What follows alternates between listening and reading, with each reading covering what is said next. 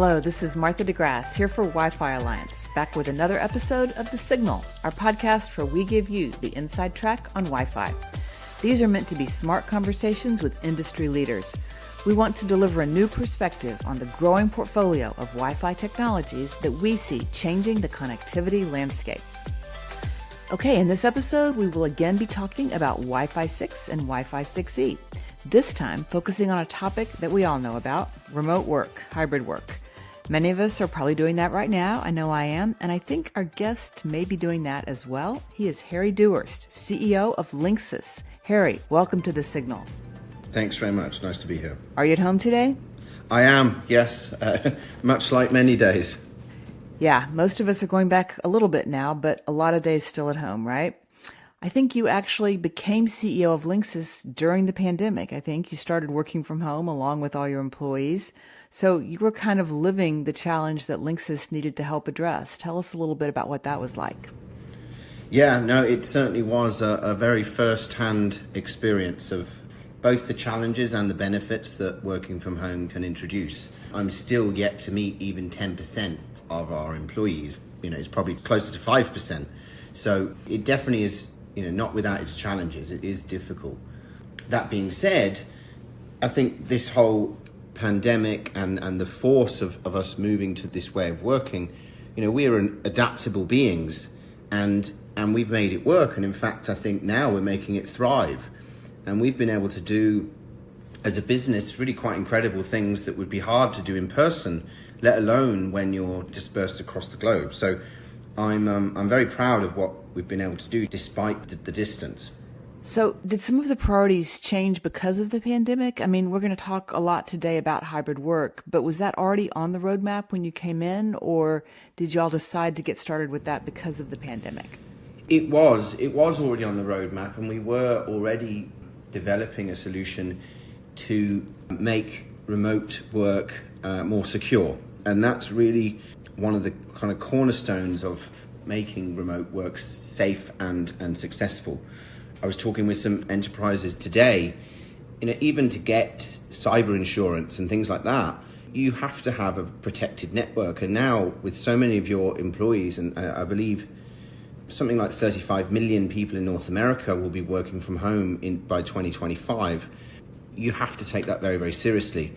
And up until now, there's been limited amounts of solutions that were designed for this because we never needed it, because you were working from home 10%, 20% of the time.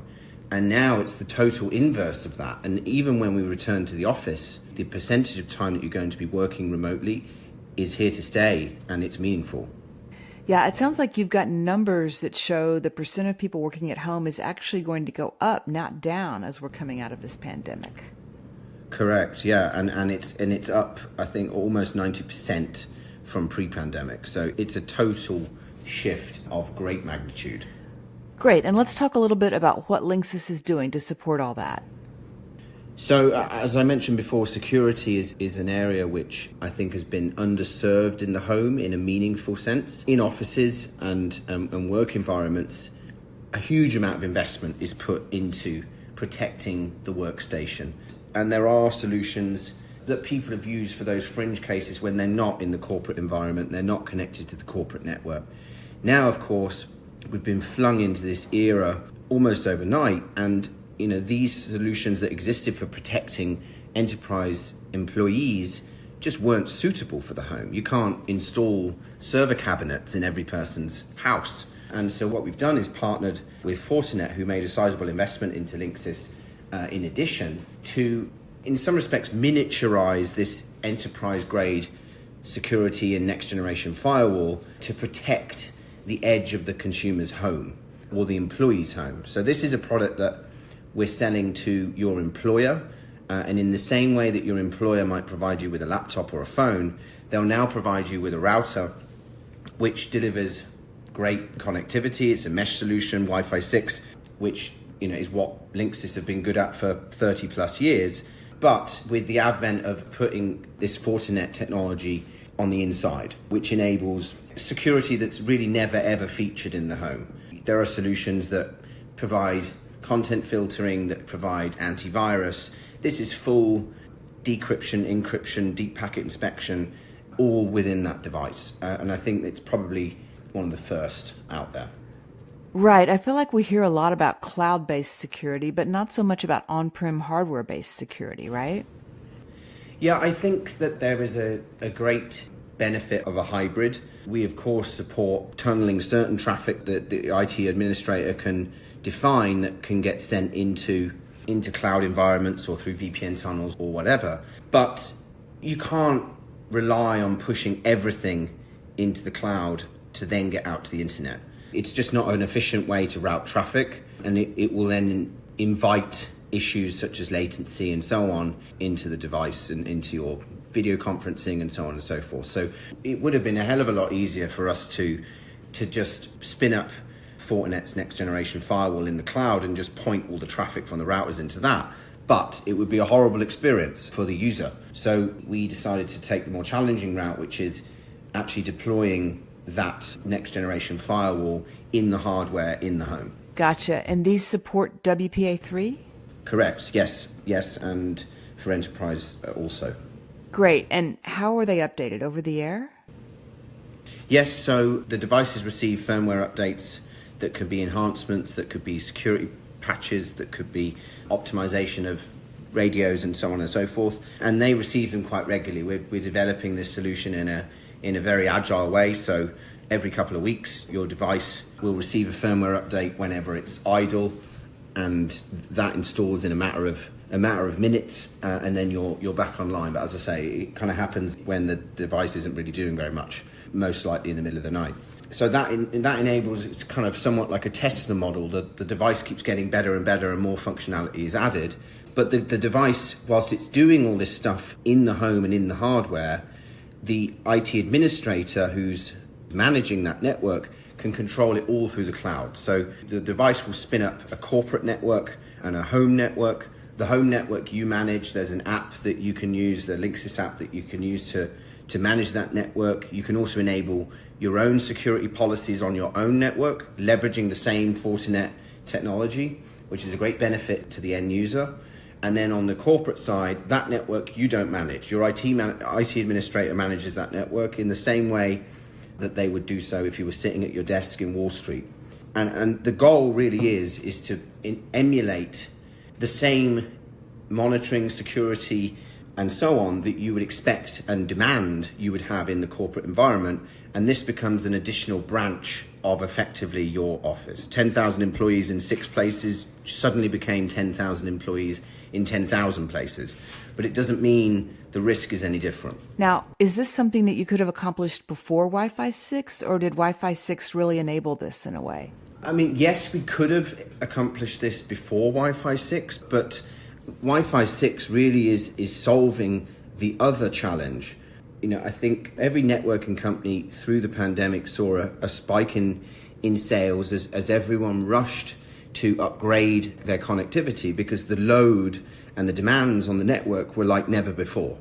Kids schooling from home, parents working from home, and Wi-Fi 6, the delta in performance from Wi-Fi 5 to Wi-Fi 6 is night and day. And then you have a further step change when you go from Wi-Fi 6 to Wi-Fi 6E, particularly if you have 6 gig enabled clients. We've been doing lots of R&D with our partners around Wi-Fi 7, and that step change is even more extreme again. So the Wi-Fi 6 certainly ensures that when coupled with mesh, that you have wall-to-wall connectivity in every corner of the home. And that's now table stakes nowadays. Great. I'm glad you brought up mesh. Can you just briefly explain Wi-Fi mesh in case anyone in the audience doesn't know what that is? Sure. I guess the basic concept of mesh is that you have nodes within your home that can intelligently route traffic between one another and then in turn between its devices. What that enables is you to expand and extend the coverage of your network within your home in an efficient manner. I guess a kind of precursor to mesh, which is now something that's becoming less and less prevalent, were repeaters. But that often introduce a lot of challenges into the network, latency and so on. So mesh really supersedes that concept of kind of range extenders and repeaters and enables traffic to route in, as I say, in a much more intelligent fashion. Do end users even appreciate the value of the mesh network? Do they even realize they're getting that, or is it just sort of transparent to them? I think the pandemic has created a lot of education around what people need and a lot of frustration, which then causes the education. So us as a company are certainly, I would imagine that we will be exclusively a mesh business within the next 18 months. And particularly if we look at 6E, for example, 6 gigahertz doesn't go very far and can be impeded by walls and electronics and so on and so forth. So you really need mesh to give a medium-sized home a fighting chance to have coverage in every corner of every room, which I think is what people expect and demand. So I think mesh is going to be inherent in every home. So with people running their work life, their school life, and their personal activities all over the same Wi-Fi network in their homes, the network really has to intelligently prioritize traffic, right? The network has to know, even before people know, what needs to have priority. So tell us a little bit about how that works. Sure. So a couple of ways that we're doing it. The product for business that we just launched, Homework for Business, which is powered and secured by the Fortinet technology, we've created some rules within the router that will identify certain forms of traffic, and often most importantly video traffic and video conferencing, and will jump that traffic to the front of the queue and optimize that within your mesh network to mean that traffic hits the internet before Fortnite or before Disney Plus or Hulu or whatever's going on within your network at any given time. So that's the first way. The second way is we do have QoS enabled on our devices. However, we found that lots of clients and pieces of software can tag their traffic incorrectly, and then that causes challenges when it comes to prioritization. If everything's priority one, there's no prioritization. So hence why we developed in addition a more proprietary method of identifying that traffic, and we partnered with Zoom and Microsoft Teams to do that, and we have APIs that talk to one another to identify that traffic very distinctly. Great. So you've got your own solution working in tandem with Wi-Fi QoS management. And let's just explain for the audience, for anybody who doesn't know what Wi-Fi QoS management is. It's a standardized approach, right, to prioritizing traffic flows?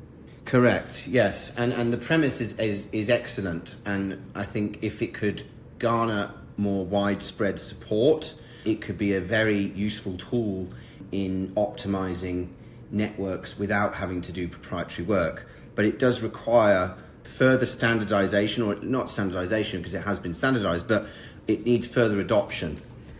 Gotcha. Okay, now let's just take a step back and talk about Wi-Fi 6, 6E, and 7 and the business decisions that you look at as you evaluate all of these. So we were the first company to launch a Wi-Fi 6E mesh solution, so we were very proud to introduce that to market in the early part of this year. And we are very excited about the prospect of Wi-Fi 7. I recently was visiting one of our partners to evaluate their latest Wi-Fi 7 innovations, and it really is quite staggering what performance we will see out of Wi-Fi 7. Multi-gigabit through the air. It almost will do away with the need for any cabling at some point in time. So it's really quite impressive. So we're anxiously waiting to get our hands on boards and chipsets to begin our R&D efforts as we move from Wi-Fi 6 into Wi-Fi 7. And we're certainly, as a business, for some of the reasons like I explained earlier, the needs in a typical home require Wi-Fi 6 to be successful. And hence, we will be moving away from developing any further Wi-Fi 5 products, and we will be exclusively Wi-Fi 6 and above moving forward. And within that, a lot of Wi-Fi 6E, I'm guessing? Yes, absolutely. We're launching another Wi-Fi 6E product in the early part of 23. How will you position that one versus the straight-up Wi-Fi 6? I mean, if you want the latest and greatest technology, there is a premium to it. Of course, with every day that goes by, more and more clients are actually getting 6 gig radios. I assume the next iPhone will have a 6 gig radio, so that will make it more and more kind of mainstream. At the moment, the 6 gig band serves as an excellent means to provide backhaul on a dedicated channel within the mesh. So the benefit is very clear to the consumer, and it also, with the bulk of clients using 5 gig as their means to transmit, it means that channel is dedicated to the clients as opposed to moving data within nodes within a mesh. Right. Okay. Excellent. Well, we have a lot to look forward to. Harry Dewhirst, CEO of Linksys, thank you so much for being here on The Signal. Thank you so much. Okay, and that is our show. As always, thanks for listening to The Signal, and don't forget to check the show notes for more resources.